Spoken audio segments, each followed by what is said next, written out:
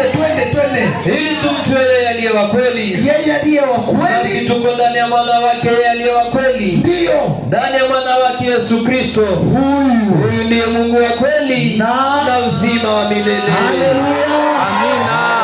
Hii ndio akili tokayo juu mbinguni. Naam. Kesho usijichanganye.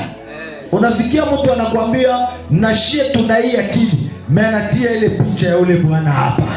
Usiwazie ni ndugu ule. Huyo kwenye utatilia vipasi wengine vya kiroho naye usimwache. Mpaka sana tosha huyo hapa. Ndio tunamhurumia. Ndio. Yesu atusaidie sana. Amen. Akili ambayo ametupatia shie. Kitu cha kwanza kile kipengele cha kwanza.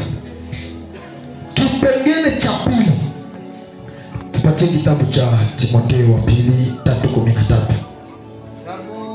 Timotheo wa pili 3:13 kwa wale wanaoandika. Hapa tuko nasema habari za akili kukomala.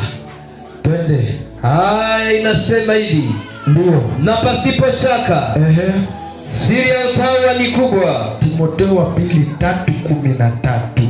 Haya ndipo nilipo. Lakini watu wabaya na wadanganyifu, watu wabaya na wadanganyifu wataendelea na kuzidi kuwa waovu. Wataendelea na kuzidi. Yani mtu mwenye iko na akili anajitengaka na uovu.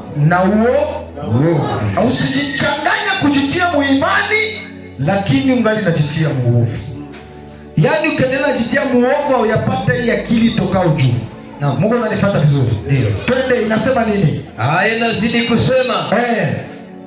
Wataendelea na kuzidi kuwa katika uovu. Wakidanganya na kudanganywa. Lakini wewe ukae katika maneno uliyofundishwa. Ukae katika maneno uliyofundishwa. Amuyafundishwaka? Ndio. Amuyafundishwaka? Ndio. Bwana Mr. Kala atakudanganya sema uko pamoja. Haiwezekani. Haleluya. Amina. Bandugu wenye wameokoka tuseme tena amen. Amen.